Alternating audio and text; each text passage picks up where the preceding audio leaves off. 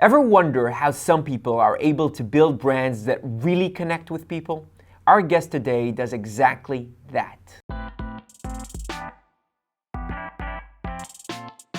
Hey everyone, this is Yali Sar, the CEO of Taylor Brands. Welcome to BrandAid, our new web series where we share the tips, strategies, and tools that help successful solopreneurs establish their brands, grow their audience, and build profitable businesses. Our guest today is Patrice Washington. Patrice is the founder and CEO of Seek Wisdom, Find Wealth, a global powerhouse brand and business focused on moving people from debt management to money mastery. However, Patrice wasn't always teaching people how to master money. In fact, after she lost her seven-figure business during the US recession, she almost hit rock bottom. It was during that time where she had what we call a come to Jesus moment and realized the truth about building wealth. She has since picked herself up and is now an award-winning author, transformational speaker, hope restoring coach, media personality, and the creator and host of Redefining Wealth podcast. Now, most entrepreneurs, myself included, have had moments of confusion and overwhelm. Patrice shows us how we can all use our stories and vulnerability to build great businesses. I literally went from this seven-figure business to scraping up change, and we could not close a deal to save our lives. And so that began the process of exhausting our savings, trying to keep everything afloat. And it was literally a nightmare. I had this can't be my life moment where I was bawling and snotting and crying. Like, if you've ever been in a place where you're sick and tired of being sick and tired, I think a lot of entrepreneurs and solopreneurs understand that moment where you're like, I have to do something. And I'm like, you know what? I'm going to use my story and share with people and just basically let them know, you know, it's not that I have it all figured out, but I do know what I do know. And I'm rebuilding my life right now. And if you want to come with me, let's go. And some people said she's crazy. And other people said, I trust her because she's being vulnerable. And they started on that path with me. That was 2009. And so for the last 11 years, as I've been growing this brand, my mission has just been to help people be better with money. And it all started from this desire to help people not experience what I had experienced. And if they did, to restore their hope that they could rebuild and that there was life after financial loss. Patrice's entrepreneurial journey actually started in the fourth grade when she realized she wanted to take control over her own schedule. I went to the same school from 5th to 12th grade. I think my mom had visited maybe 3 times my entire adolescence. She had never really been to the school because she was always at work. And I will never forget the day my dad came to a spelling bee that I had at school in the middle of the day. He took me to Red Lobster to celebrate. And I said, how come you can always come to everything, but my mom can't?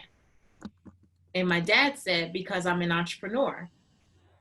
And I was like, what does that mean? And he said, I make my own schedule. And that was the day, that was the moment I was like, I'm going to be an entrepreneur. So all while growing up, when people would ask me, I would say, I'm going to be an entrepreneur. And I didn't even understand when they'd be like, well, what are you going to do? I'm like, I said, be an entrepreneur. Like, I didn't understand that you needed to define that. Like, how will you be an entrepreneur? So when I got to the University of Southern California, I knew I was going to the business school and I knew I would study entrepreneurial studies. I didn't know what it would look like. But as a mother now, I can tell you that the reason being an entrepreneur is a non-negotiable for me is that I want to be at every volleyball game and basketball game that my daughter plays now. So my businesses have never been started with a plan B. You know, plan B was make plan A work. From that understanding, Patrice went on to establish a widely successful career and brand based on her ability to be consistently vulnerable and authentic and really connect with her audience. First of all, you know, I see my brand as my promise to the audience. Like, it's the promise of every time you come into contact with me, there's a certain vibe, there's a certain feel, there's a certain level of vulnerability, authenticity that really doesn't have anything to do necessarily with the colors or fonts or style of my logo. Like as a personal brand, I feel like the reason people came with me on this journey was because they're like, I don't know what the heck Patrice is doing, but I trust her. And I think that that was the genesis, like that's the core of my brand. And whatever I wrap around it, I choose to wrap around it. When coaching solopreneurs, Patrice emphasizes the importance of understanding the experience you want your audience to have before doing anything else. What is your brand promise? What can they expect from you? For example, when I write my books, I'm very clear that I serve women in particular. And I want women to get to the end of the book and feel like, she is my girlfriend. Man, do I love her, right? So that dictates the tone. It leads everything. And I think in the same way, when you're starting a business, if you lead with that first, like I think obviously we have a product or service or those things that we want to offer, but I don't think that you should even name those things or figure out how you're going to deliver them or where you'll house them until you're clear about what the entire experience is supposed to be for your ideal target. So to me, identifying who they are, what their pain points are, what heaven you can create for them, what problem you can solve, and then how you want to be seen. And for Patrice, her brand promise really leads every aspect of her brand, from her website to any image or photo she chooses to share online. Even on my website, I was very intentional. Like I do realize that I've been billed as a financial expert for so long that I didn't want all the stuffy pictures and the, like all of the, hi, I'm smart and I talk about money, like I didn't want the formal suit. I didn't want the formal like dresses and stuff. Like I speak in jeans a lot of times. Like on my website, I think one of the first pictures you see, I have a big smile and I'm happy. And on my podcast image, I have on a denim shirt. Like I'm your girl next door. But that came from my creative brief is very clear about the women that I serve. And I wanted them to feel that I was relatable and not that I was above them in any way, because my thing is we're on a journey and we're improving our finances together. Even though I may be a few steps ahead of you, I'm your friend that's still gonna reach my hand back and say, girl, come on. And that dictated everything else. For Patrice, it all comes back to really understanding your audience and having that understanding lead and inform everything that you do. I really looked at the hardcore people in my audience, like the women who would come to my stuff or who always commented on everything. And I really studied them. I was kind of like a social media stalker of my ideal clients. And there was actually one in particular that I made like my avatar. And so I was very, clear about she likes this, this is how she spends her day. If she listens to a podcast, it'll be on the train headed to work, or it'll be at her desk, or maybe when she's on the treadmill working out. So I was like very like trying to get into their heads. I combined several people and made them into this one avatar named Sandy. And so I always think about, what does Sandy want? Like I know I may want to listen to something, but I'm a little further along than Sandy. So I have to keep my mind wrapped around, but what does Sandy need? As entrepreneurs, it's really easy for us to look at ourselves as our own target audience, but this isn't always the case. When Patrice was starting out, she made that same mistake. I actually had done a survey also before I started social media stalking. And the survey of my audience revealed that I had it completely wrong. I had an idea in my head of who these women were because I assumed they were all like me. And so I'm a wife and a mother, for example. And we asked in the survey, like, how many children? How old are your children? Like, how long you been married? Like your status with your significant other, relationship status. And I found overwhelmingly that, like, I think at the time it was like 57 or 67% of the women in my audience did not have children. Now, here I am.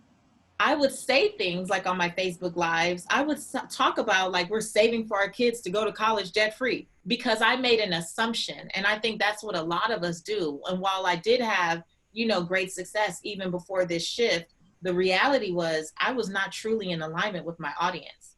So they may have liked something, but they were not resonating with all of the content that I put out. So that was the beginning of me becoming more curious.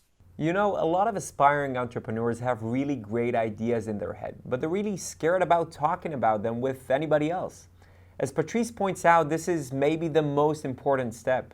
What a lot of us do is we don't share with people and we put it under like, I don't want them to steal it, I'm not ready, da da da. But really, it's an excuse not to be accountable. Because if you set a date on it and if you put it out there into the atmosphere, you don't want people to go, well, where's your book? Well, where's your this? Well, where's your that? And so it's a great way to hide out. The way that I stop hiding is by public accountability. So whenever I don't want to be allowed to hide, I blurt it out on my podcast. I'll be like, yeah, this thing I'm thinking about. And then people will start DMing me, hey, what's going on with the thing? And I'm like, oh my gosh, okay, here we go. If you're not going to put it like out into social media or somewhere, still having, you know, people around you that can hold you accountable, you know, having that group support and being able to take the hot seat and say, here's what I'm working on, here's where I'm getting stuck, or here's how the launch went, and here, you know, I think I could have done better. What are your thoughts? And really gleaning from people who may be like killing it in that area. Or again, they're just a few steps ahead of me in one area and I'm a few steps ahead of them, maybe in some of the stuff that I've done, is really helpful. So if you're not ready to put it all the way out, you still need an outlet so that you can be held accountable. One of the biggest mistakes entrepreneurs make is that they spend way too much time on trying to make their business look pretty and way too little time on working on their actual business. We get bogged down in the pretty and the stuff that we think matters, and the pretty is good, but the pretty can't be what you focus on all day long. So many of my clients get stuck on pretty. They take months to do a website. I've been getting research on my logo for 6 months. It's like, dude, choose a logo because you can always update it. And that's what we have to remember. I think that people should stop wasting all their time. I think they should identify some colors that may resonate with their audience, have an understanding of the look and feel. And then once they narrow in on something, just as you guys do, repeat that over all of your branding and freaking go to work. So stop wasting time and get to work. With that, I want to say thank you to Patrice for her inspiring story, and thank you for watching this amazing episode. For more awesome content on branding and business, be sure to subscribe below. Bye-bye and see you next time.